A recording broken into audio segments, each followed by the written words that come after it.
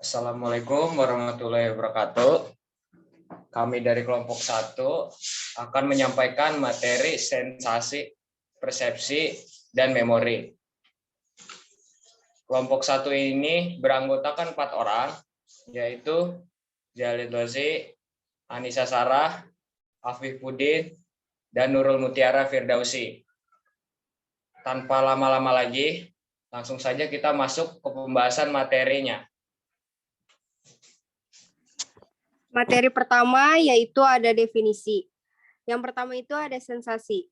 Sensasi merupakan tahapan awal dalam penerimaan sebuah informasi yang diterima. Sensasi berasal dari sense yang berarti alat penginderaan yang menghubungkan organisme dengan lingkungannya. Sensasi adalah suatu proses menangkap stimuli atau rangsangan melalui alat indera. Proses sensasi ini terjadi saat alat indera mengubah informasi menjadi impuls saraf yang dapat dimengerti otak manusia. Yang kedua ada persepsi. Persepsi adalah memberikan makna pada stimuli indrawi. Cara menginterpretasi atau mengerti pesan yang telah diproses sistem indrawi melalui proses dapat memberi makna pada sensasi. Jadi sensasi adalah bagian dari persepsi. Yang ketiga itu ada memori. Memori adalah stimulus yang telah diberikan makna, direkam, dan kemudian disimpan dalam kontak manusia. Memori memegang peran penting dalam proses persepsi. Otak akan merekam stimulus yang ditangkap oleh panca indera, baik secara sadar maupun tidak sadar. Selanjutnya ada jenis-jenis sensasi. Yang pertama itu ada indera penglihatan. Indera penglihatan atau mata adalah organ yang mendeteksi cahaya. Yang kedua itu ada indera pendengaran. Pendengaran atau telinga adalah alat pendengar dan alat keseimbangan. Yang ketiga itu ada indera peraba. Indera peraba atau bagian kulit yang paling peka adalah ujung jari dan bibir. Yang keempat yaitu ada indera penciuman. Indera penciuman atau hidung berfungsi menanggapi rangsang berbentuk bau atau gas. Indera selanjutnya yaitu ada indera pengecap. Indera pengecap atau lidah adalah reseptor khusus yang berhubung dengan reseptor kimia. Selanjutnya ada jenis-jenis persepsi. Perception visual atau persepsi visual, suatu proses melihat di mana pengalaman-pengalaman individu dihubungkan dengan benda yang sedang dilihat. Masalah utama dalam persepsi visual adalah bahwa apa yang orang lihat adalah bukan hanya terjemah rangsangan retina. Selanjutnya ada depth perception atau persepsi kedalaman. Depth perception adalah kemampuan mempersepsi objek secara 3 dimensi, sedangkan gambar yang ada di retina kita berbentuk 2 dimensi. Lihatlah sekitar kita. Kita tidak melihat sekitar kita sebagai sesuatu yang datar, tetapi kita melihat sebagian objek lebih jauh dan lebih dekat. Bahkan ada objek yang saling tumpah tindih. Pemandangan dan objek yang kita lihat itu memiliki kedalaman. Selanjutnya yaitu ada jenis-jenis memori. Yang pertama itu ada memori sensori. Memori sensori adalah ingatan yang berkaitan dengan penyimpanan informasi sementara yang dibawa oleh panca indera. Selanjutnya ada ingatan jangka pendek.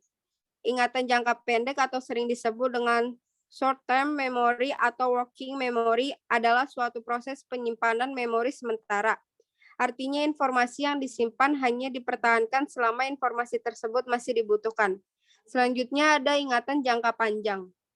Ingatan jangka panjang atau long-term memory adalah suatu proses memori atau ingatan yang bersifat permanen. Artinya informasi yang disimpan sanggup bertahan dalam waktu yang sangat panjang. Selanjutnya, faktor-faktor sensasi. Yang pertama, kekuatan sinyal. Kedua, tugas dan pekerjaan. 3, harapan individu. 4, konsekuensi berusaha berupa penghargaan atau hukuman. Dan terakhir, norma ukuran yang diberikan pada individu berbicara dan membantu proses pencernaan. Lalu faktor persepsi. Fungsi faktor-faktor preferensi meliputi ada 4, yaitu faktor fungsional, yaitu faktor yang bersifat personal. Lalu faktor personal adalah faktor yang mempengaruhi persepsi orang terhadap kita atau sebaliknya. Lalu faktor struktural. Faktor struktural berasal semata-mata dari sifat stimulus fisik dan efek saraf yang ditimbulkan pada sistem saraf individu.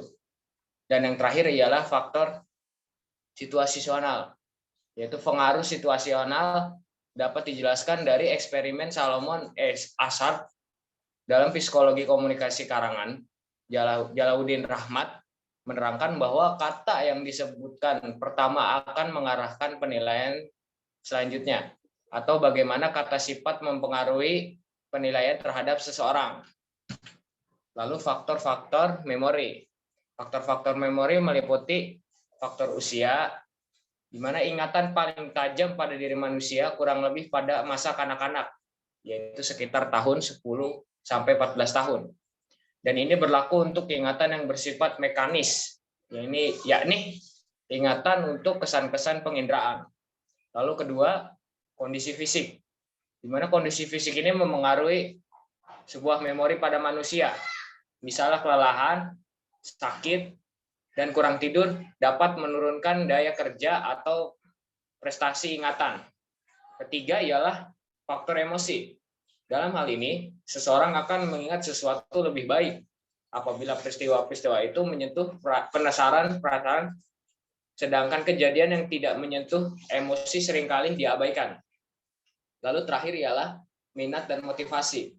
Dalam pengalaman sehari-hari kita, sering mengamati remaja yang tidak lupa suatu lirik lagu walaupun dalam bahasa Inggris. Selanjutnya ada teori sensasi. Benjamin B. Woolman menyatakan bahwa sensasi adalah menguraikan verbal, simbolis atau konsep berkaitan dengan alat indera kita. Dennis Kohn menjelaskan bahwa proses sensasi adalah alat-alat indera yang mengubah informasi menjadi impuls-impuls saraf, disertai bahasa yang mudah dipahami oleh otak.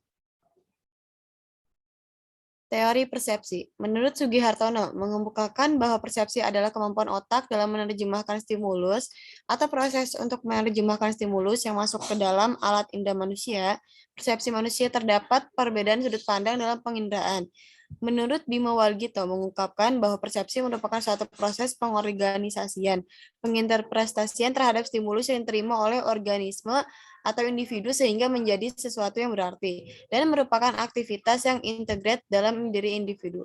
Jalaluddin Rahmat menyatakan persepsi adalah pengamatan tentang objek, peristiwa, atau hubungan-hubungan yang diperoleh dengan menyimpulkan informasi dan menafsirkan.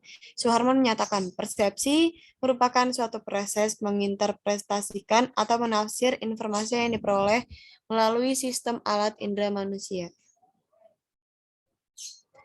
Selanjutnya ada teori memori, teori aus atau disus teori. Menurut teori ini, memori hilang atau memudar karena waktu. Seperti otot memori kita akan kuat bila dilatih terus-menerus. Teori interferensi teori. Menurut teori ini, memori merupakan meja lilin atau kanvas. Pengalaman adalah lukisan pada meja lilin atau kanvas itu. Interferensi adalah menyebabkan terhapusnya rekaman yang pertama atau mengabulkannya. Teori pengolahan informasi, informasi processing teori.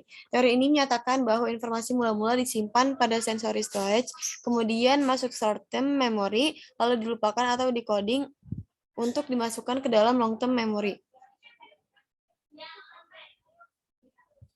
Selanjutnya, contoh-contoh penerapan sensasi dalam kehidupan sehari-hari. Yang pertama, mendengar panggilan.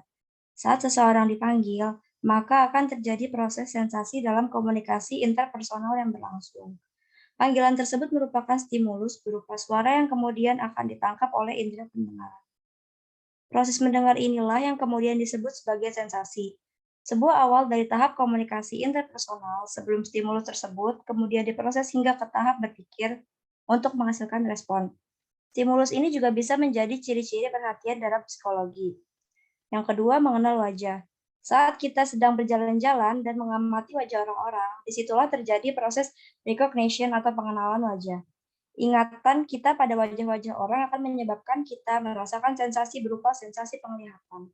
Di tahap ini, kita hanya akan sekedar melihat wajah-wajah orang lain, tetapi belum sampai mengidentifikasi apakah wajah tersebut merupakan wajah yang kita kenal atau bukan.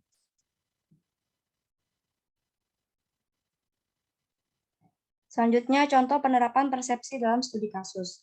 Ketika ada 10 orang pendengar suara dan diminta untuk mengulang kembali suara tersebut, maka indera pendengaran dilanjutkan ke otak. Maka otak akan menyaring informasi apa yang ditangkap oleh indera pendengaran, kemudian setelah stimulus tersebut diterima, maka informasi tersebut dapat diucapkan oleh masing-masing individu. Dan hasilnya pun dapat berbeda-beda sesuai dengan persepsi mereka. Contoh penerapan memori dalam studi kasus. Dalam video cerita pendek atau short movie berjudul The Past, dari cerita pendek tersebut, memori masa lalu dikonstruksi dari salah satu petunjuk kecil. Sekian materi yang dapat saya dan kelompok saya sampaikan. Kurang lebihnya mohon maaf. Wassalamualaikum warahmatullahi wabarakatuh.